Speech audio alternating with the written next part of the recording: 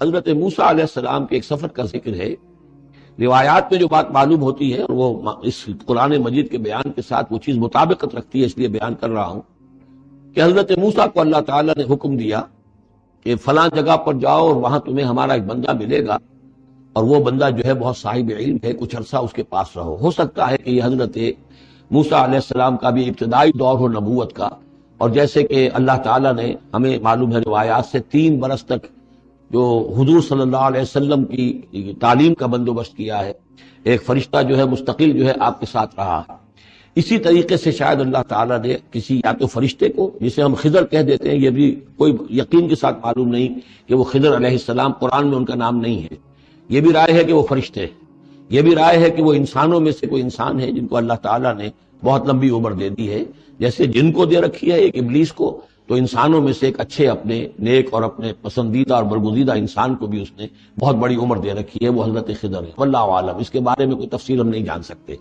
لیکن یہ کہ حضرت موسیٰ علیہ السلام سے کہیں کسی جگہ پر ان کو یہ خیال آ گیا کہ شاید اس وقت روئے ارضی پر سب سے زیادہ علم جو ہے اللہ تعالیٰ نے مجھے عطا کیا ہے، لیکن اس کے لیے پھر ذرا تعدیباً اور تربیتاً اور تعلیماً اب انہیں کہا گیا کہ فلاں ہمارا بندہ فلاں جگہ جاؤ، تمہاری ملاقات ہوگی، کچھ دیر اس کے پاس رہو اور دیکھو کہ وہ اس سے کیا حکمت تم سیکھ سکتے ہو۔ اب اس کے لیے حضرت موسیٰ نکلے ہیں اپنے نوجوان ساتھی خادم کے ساتھ، یوشع ابن نون ان کو ساتھ لے کر۔ وَإِذْ قَالَ مُوسَىٰ لِفَتَاهُ لَا أَبْرَحُ حَتَّىٰ أَبْلُغَ مَجْمَعَ الْبَحْرَيْنِ، اور جب کہا موسیٰ نے اپنے اس نوجوان ساتھی سے جن کا نام یوشع ابن نون ہے کہ میں نہیں باز آؤں گا یہاں تک کہ چلتا رہوں اور پہنچ جاؤں مجمع البحرین تک، جہاں پر کہ دونوں دریا مل جاتے ہیں، او امضیہ حقبا، یا پھر میں چلتا رہوں گا، چاہے وہ مجھے سینکڑوں برس گزر جائیں میں چلتا رہوں گا۔ بتایا گیا تھا مجمع البحرین پر وہ ملے گا، اور خاص نشانی اس کی بتا دی گئی تھی کہ ہمارا وہ بندہ وہاں ملے گا تمہیں۔ اب مجمع البحرین پر بھی اختلاف ہے، ایک کا تو خیال یہ ہے، وہ جو نقشہ میں نے آپ کو دکھایا تھا، کہ یہ جو ریڈ سی ہے، اس کی جو 2 کھاڑیاں ہو جاتی ہیں، تو ان کا جو مقام اتصال ہے گویا کہ وہاں بھیجا گیا کہ یہاں پر، لیکن صحیح رائے زیادہ جو ہے وہ یہ ہے کہ یہ جو دریائے نیل آتا ہے مصر میں،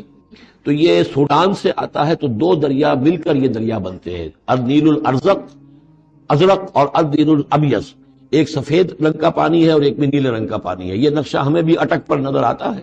دریائے سندھ جو تربیلا سے نکل کر پانی آتا ہے وہ نیلے رنگ کا ہے، اور جو دریائے کابل کا پانی آ رہا ہوتا ہے مغرب سے، تو اس کا وہ پانی گدلا ہے،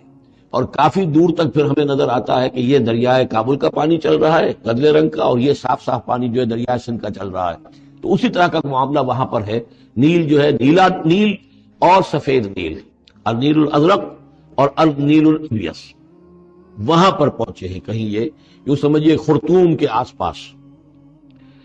کہ میں اب چلتا جاؤں گا۔ فلما بلغا مجمع بینہما، جب یہ پہنچ گئے اس دونوں دریاؤں کے ملنے کی جگہ پر، نسیا حوتہما، یہ بتا دیا گیا تھا کہ ایک جو مچھلی ہے تل کر اس کو ساتھ لے لینا تاکہ تمہارے وہ غذا کا کام بھی دے گی، اور اسی کو نشانی بنانا تھا اللہ نے بتانے کے لیے کہ کس جگہ پر وہ اس شخص سے ملاقات ہوگی۔ جب وہ پہنچے ان دونوں کی مجمع کے مقام پر، نسیا حوتہما، دونوں بھول گئے اپنی اس مچھلی کو، فاتخذ سبیلہ فی البحر سربا، اور وہ مچھلی جو ہے وہ زندہ ہو کر، حالانکہ بھنی ہوئی تھی تلی ہوئی تھی، وہ زندہ ہو کر اور اس نے وہ سرنگ سی بنا کر اور سمندر میں چلی گئی۔ فلما جاوزا، اب یہ نقشہ جو ہے یہ ان کے جو ساتھی تھے یوشع ابن نون، انہوں نے دیکھا ہے اپنی نگاہ سے کہ یہ معاملہ ہوا ہے، لیکن یہ کہ اس کا تذکرہ کرنا حضرت موسیٰ علیہ السلام سے بھول گئے۔ فلما جاوزا، جب وہ وہاں سے آگے نکل گئے، قال لفتاه آتنا غداءنا، انہوں نے اپنے اس نوجوان ساتھی سے کہا، خادم سے، کہ بھئی ہمارا وہ کھانا لے آؤ، ناشتہ لے آؤ، لقد لقینا من سفرنا ھذا نصبا، اب ہمیں اس سفر سے کوئی تکان طاری ہو گئی ہے، ایگزاسشن ہو رہی ہے۔ اور یہاں یہ نقطہ بیان کیا ہے مفسرین نے کہ چونکہ اس اصل مقام سے آگے نکل آئے تھے اس لیے اب تکان ہوئی ہے، ورنہ جو مقام تک پہنچنا تھا وہاں تک انہیں تکان کا کوئی احساس نہیں ہوا۔ قال ارأيت إذ أوينا إلى الصخرة، اس نوجوان نے یہ کہا خادم نے کہ آپ دیکھیے، جب ہم اس چٹان کے پاس تھوڑی دیر کے لیے رکے تھے سستانے کے لیے، فإني نسيت الحوت، تو میں اس مچھلی پر نگاہ رکھنا بھول گیا، اس کی حفاظت کرنا بھول گیا، وما انسانیہ الا الشیطان ان اذکرہ، اور شیطان نے مجھے بلائے رکھا کہ میں آپ سے ذکر بھی نہیں کر سکا۔ واتخذ سبیلہ فی البحر، وہ تو زندہ ہو کر اور اس نے اپنا راستہ بنایا اور سمندر میں اتر گئی یا دریا میں اتر گئی۔ عجبا، بہت عجیب یہ واقعہ تھا جو پیش آیا تھا۔ قال ذالک ما کنا نبغی، اب حضرت موسیٰ نے کہا اسی کے تو ہم تلاش میں تھے، یہی تو نشانی بتائی گئی تھی کہ یہاں پر، اب چلو واپس وہیں۔ فارتدا علی آثارہما قصصا، تو وہ اب لوٹے اپنے نقوش پا کو دیکھتے ہوئے، چونکہ وہیں پہنچنا ہے اب جہاں پر کہ وہ مچھلی جو ہے وہ زندہ ہو کر اور دریا میں اتر گئی تھی۔ فوجد عبدا من عبادنا، اب جو وہاں پہنچے تو پایا ہمارے بندوں میں سے ایک خاص بندے کو، آتیناہ رحمتا من عندنا، ہم نے اسے رحمت عطا کی تھی خاص اپنے پاس سے، وعلمناہ من لدنا علما، اور اسے علم سکھایا تھا خاص اپنے پاس سے۔ یہ علم لدنی ایک اصطلاح ہے جو یہیں سے لفظ اخذ کیا گیا ہے۔ ایک علم وہ ہے جو ہم سیکھتے ہیں، جو بھی پڑھتے ہیں سیکھتے ہیں، تفسیر پڑھی ہے، عربی پڑھی ہے، نحو پڑھی ہے، فقہ پڑھی ہے، یہ علم حاصل ہو رہا ہے، یا جیوگرافی پڑھی ہے، تاریخ پڑھی ہے۔ ایک وہ علم ہے جو اللہ کسی کے دل میں ڈال دیتا ہے بغیر کسی مادی طور پر دنیاوی اعتبار سے کسی تحصیل علم کی مشقت سے گزرے ہوئے، اس کو علم لدنی کہتے ہیں۔ لدن کہتے ہیں نزدیک، لدن اللہ لدنی، ہم نے اپنے پاس سے، اپنے خاص خزانہ فضل سے، خاص خزانہ فیض سے اسے علم عطا کیا تھا۔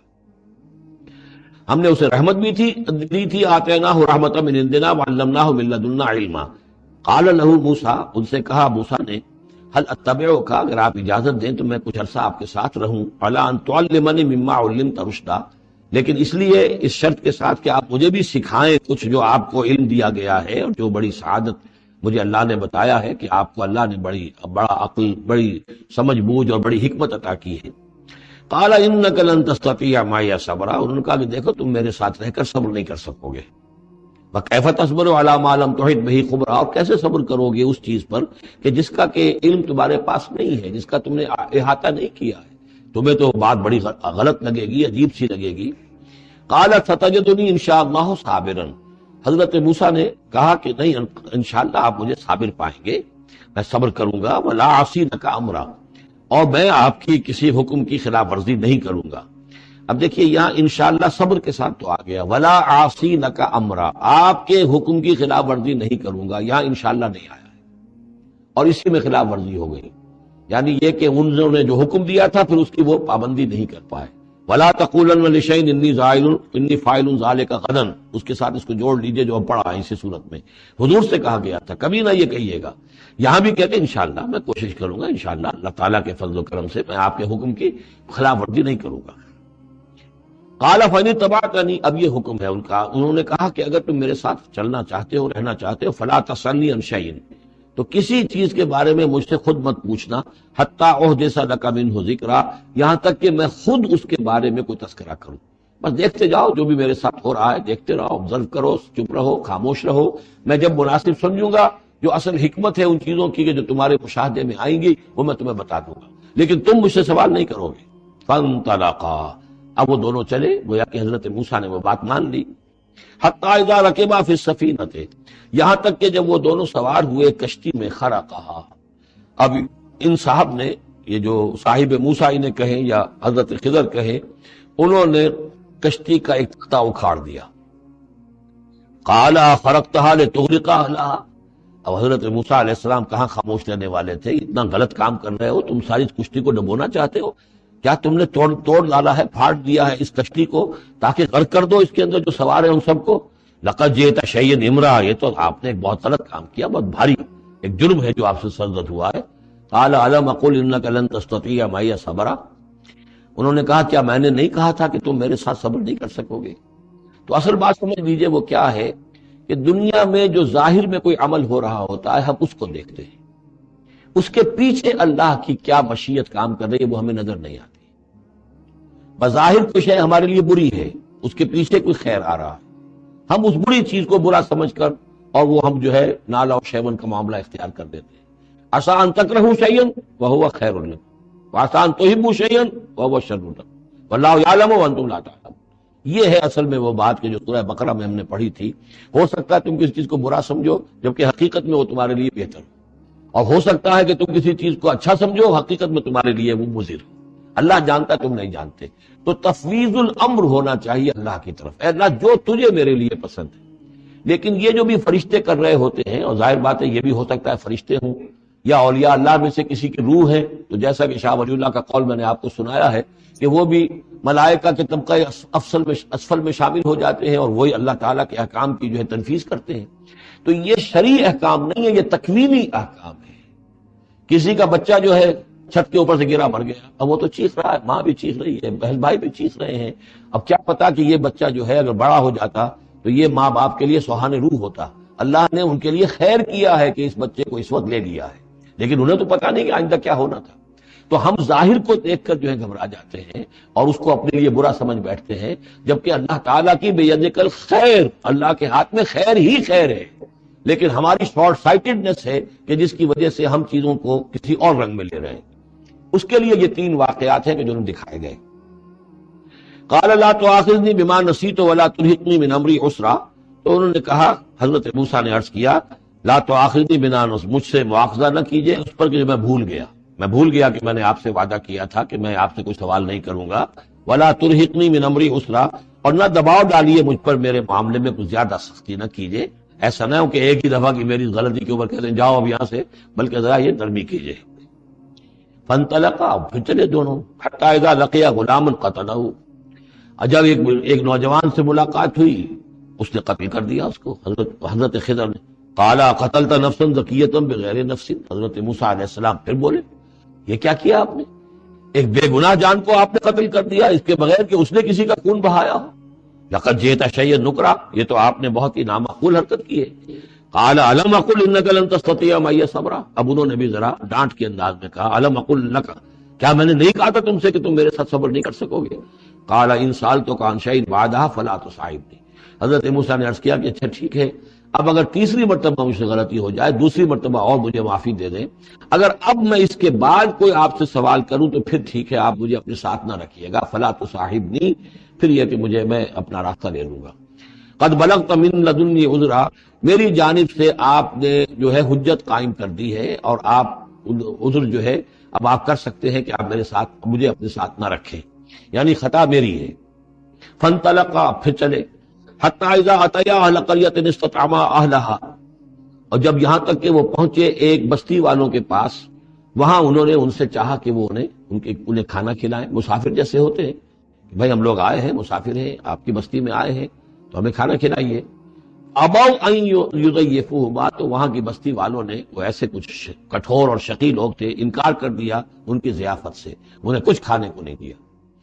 فوجدا فیہا جدارا، وہاں انہوں نے دیکھا ایک دیوار، یرید ان ینقضہ، کہ بالکل گرنے کو ہے، ٹوٹنے کو ہے، گرنے کو ہے۔ فاقامہ، تو وہ حضرت خضر نے اس کو سیدھا کر دیا، بنا دیا اور سیدھا کر دیا، مضبوط کر دیا۔ قال لو شئت لاتخذت علیہ اجرا، تو حضرت موسیٰ نے پھر کہا کہ اگر آپ چاہتے، یہ اتنے ناہنجار لوگ، انہوں نے مسافروں کو کھانا تک نہیں دیا اور آپ نے بغیر مزدوری لیے ہوئے ان کا کام کر دیا، ان کی دیوار سیدھی کر دی۔ لو شئت لاتخذت علیہ اجرا، آپ اس پر اجرت طلب کرتے ان سے، اور یہ جو اجرت سے جو ہے بہرحال ہم جو ہے کچھ نہ کچھ کھاتے پیتے۔ قال ھذا فراق بینی و بینک، کہ بس یہ اب میرے اور آپ کے درمیان اب علیحدگی کا وقت ہے۔ سأنبئک بتأویل ما لم تستطع علیہ صبرا، اب میں تمہیں بتائے دیتا ہوں اصل راز اور حقیقت ان چیزوں کا جس پر کہ آپ صبر نہ کر سکے۔ اما السفینہ، جہاں تک اس کشتی کا معاملہ ہے، فکانت لمساکین یعملون فی البحر، تو یہ ان مزدوروں کی ملکیت تھی کہ جو دریا میں محنت کرتے ہیں، جیسے کشتی ہے ادھر سے ادھر اتار دیا، 2 پیسے لے لیے، ایک پیسہ لے لیا، یہ مزدوری کر رہے ہیں، ان کے لیے گویا کہ کمائی کا اور ان کی معاش کا یہی ذریعہ ہے۔ فأردت ان اعیبھا، میں نے یہ چاہا کہ اس کو عیبدار کر دوں۔ وکان وراءہم ملک یاخذ کل سفینۃ غصبا، جبکہ آگے جو ہے ایک بادشاہ تھا، حاکم تھا، جو ہر کشتی کو کہ جو ثابت و سالم ہے اسے وہ غصب کر رہا ہے، اس کو جو ہے کنفسکیٹ کر رہا ہے، جیسے آج کل بھی ہوتا ہے ہمارے ہاں، وہ ویگنز جو ہیں وہ پولیس والے روک لیتے ہیں، تو اسی طریقے سے وہ جو ہے قبضہ کر رہا ہے ان پر۔ یاخذ کل سفینۃ غصبا، اب وہ دیکھے گا کہ یہ تو ٹوٹی بھی کشتی چھوڑ دے گا، تو کشتی میں ایک تختہ لگا لینا تو آسان کام ہے، پوری تختی جا رہی تھی تو میں نے ایک تختہ جو ان کا جو ہے توڑ دیا ہے تاکہ اسے ناقص سمجھ کر وہ بادشاہ جو ہے اسے ریجیکٹ کر دے اور اس کشتی کو نہ لے، تو ان مزدوروں کی پوری کشتی بچ جائے۔ ایک تختہ توڑنے سے تختی بچتی ہے اور یہ سالم رہتی تختی تو پوری کشتی جا رہی تھی، تو میں نے ان کے خیر کے لیے کیا ہے، جس کو تم نے یہ سمجھا کہ شاید میں لوگوں کو ہلاک کرنے کے لیے میں نے یہ قدم اٹھایا ہے۔ وَأَمَّا الْغُلَامُ، اور جہاں تک اس لڑکے کا معاملہ ہے، نوجوان کا، فکان ابواہ مومنین، اس کے والدین بڑے نیک اور صالح ہیں، والدین دونوں کے دونوں، فخشینا یرہقہما طغیانا وکفرا۔ اب ظاہر بات ہے کہ حضرت خضر کو معلوم ہوگا کہ اس کے جینز اچھے نہیں ہیں، بڑے شرارتی قسم کے جین اس کے اندر ہیں، اور یہ جب جوان ہوگا تو یہ آوارہ ہو کر اٹھے گا اور بہت سخت ہوگا اور اپنے والدین کے لیے سوہان روح بن جائے گا۔ یرہقہما طغیانا وکفرا، ناشکری اور زبردستی کر کے ان کو عاجز کرے گا، ستائے گا۔ فَأَرَدْنَا يُبْدِلَهُمَا رَبُّهُمَا خَيْرًا مِّنْهُ زَكَاةً وَأَقْرَبَ رُحْمًا، تو ہم نے یہ چاہا کہ ان کا رب ان کے لیے بدل دے، اس سے بہتر اولاد اسے دے، بیٹا دے دے کہ جو اس کے لیے پاکیزگی میں بھی اور شفقت اور رحمت میں بھی اس سے بہتر ہو، جو ان کے لیے بڑھاپے میں سہارا بن سکے۔ تو ہم نے صرف یہ کیا ہے کہ یہ بچہ جو ہے وہ یہ ساری چیزیں جو اللہ کے حکم سے میں کر رہا ہوں، یہ گویا کہ تکوینی امور ہیں جو ہو رہے ہیں، یہ تشریعی امور نہیں ہے، تم شریعت کے حوالے سے دیکھ رہے ہو اور میں یہ تکوینی معاملات کر رہا ہوں اللہ کے حکم کے مطابق۔ اور یہ در حقیقت رحمت ہے، جس کو کہ لوگوں نے یہ سمجھا ہوگا، جن کا بچہ جو والدین کا فوت ہو گیا تو ان کے اوپر تو پہاڑ ٹوٹ پڑا ہوگا غم کا، لیکن اصل میں اللہ تعالیٰ نے یہ ان کے خیر کے لیے کیا۔ وَأَمَّا الْجِدَارُ، اور جہاں تک اس دیوار کا معاملہ ہے، فَكَانَ لِغُلَامَيْنِ يَتِيمَيْنِ فِي الْمَدِينَةِ، تو یہ دو غلام لڑکوں کی دیوار ہے جو شہر میں رہتے ہیں۔ وَكَانَ تَحْتَهُ كَنْزٌ لَهُمَا، اور اس دیوار کی جڑ میں ان کے لیے ایک دفینہ ہے۔ وَكَانَ أَبُوهُمَا صَالِحًا، اور ان کا باپ جو ہے وہ بہت نیک آدمی تھا، باپ نیک تھا، این وہ جو سمجھئے کہ کسی جوانی میں یا کوئی وقت جو ہے وہ اس کی موت کا وقت آ گیا، بچے چھوٹے چھوٹے تھے، اس نے کچھ اپنی پونجی جو ہے گھر کے اندر ایک دیوار کی جڑ کے اندر بنیاد کے اندر دفن کر دی، یہ بڑے ہو جائیں بچے یہ نکال لیں۔ اب چونکہ وہ نیک تھا لہذا اللہ تعالیٰ کی طرف سے اس کا اہتمام ہو رہا ہے۔ دیوار اگر اس وقت گر گئی ہوتی تو خزانہ ظاہر ہو جاتا، اور ابھی وہ بچے جو ہیں وہ چھوٹے ہیں، تو لہذا یہ لوگ جو ہے بستی والے کتنے ناہنجار ہیں جنہوں نے ہمیں کھانے کو نہیں دیا ہے، وہ کیا یتیموں کے اس مال کی کا لحاظ کریں گے؟ وہ سارا کا سارا اس مال کو قبضہ کر لیں گے۔ تو میں نے وہ دیوار بنا دی ہے۔ کان ابوہما صالحا، ان کا باپ بہت نیک آدمی تھا۔ فاراد ربک یبلغ اشدہما، تو آپ کے رب کا یہ فیصلہ ہوا کہ یہ دونوں بچے جو ہیں اپنی پوری جوانی کو، پختگی کو، بلوغت کو پہنچ جائیں، ویستخرجا کنزہما، اور پھر وہ اپنا خزانہ نکال لیں۔ رحمتم من ربک، یہ تینوں امور آپ کے رب کی رحمت کا منظر ہے۔ بظاہر جو بھی نظر آ رہا ہے، تو دنیا میں جو حالات و واقعات ہو رہے ہیں یہ حقیقت دنیا کے اعتبار سے ہم اس کے ظاہر کو دیکھتے ہیں، اور ظاہر کے حوالے سے دل گرفتہ ہو گئے، رنجیدہ ہو گئے، نقصان ہو گیا، یہ ہو گیا، ہاں اے فلک پیر جواں تھا ابھی عارف، کیا تیرا بگڑتا جو نہ مرتا کوئی دن اور، مرثیوں پر مرثیے کہے جا رہے ہیں، یہ سب کچھ ہوتا ہے، لیکن یہ کہ یہ پتہ نہیں ہوتا کہ اللہ تعالیٰ کی طرف سے جو بھی ہے وہ خیر ہے، اسی میں بھلائی ہے۔ تو بندہ مومن کا کام کیا ہے؟ تفویض الامر الی اللہ، اپنے معاملات کو اللہ کے حوالے کر دے، راضی برضائے رب، جو اللہ کی طرف سے آیا کہ ہر قساقی ماریخ عین الطاف است، رحمتم من ربک، یہ سب کچھ رحمت تھا، رحمت ہے آپ کے رب کی طرف سے۔ وما فعلتہ عن امری، یہ میں نے اپنے جی سے نہیں کیا ہے، میرا فیصلہ نہیں ہے۔ یعنی یہ جو بھی تھے، چاہے فرشتے تھے اور چاہے کوئی نیک انسان ہے جنہیں اللہ نے بہت لمبی زندگی دے دی ہے، چاہے یہ کوئی روح ہے کہ جو انسانی شکل میں پھر آ گئی ہے، کہ جو اللہ تعالیٰ نے کسی ولی اللہ کی روح کو جو ہے وہ طویل زندگی دے رکھی ہے، کوئی بھی ہے، اس سے کوئی فرق واقع نہیں ہوتا، لیکن یہ کہ وہ در حقیقت کارکنان قضاء و قدر کی فوج میں ریکروٹ ہو گئے۔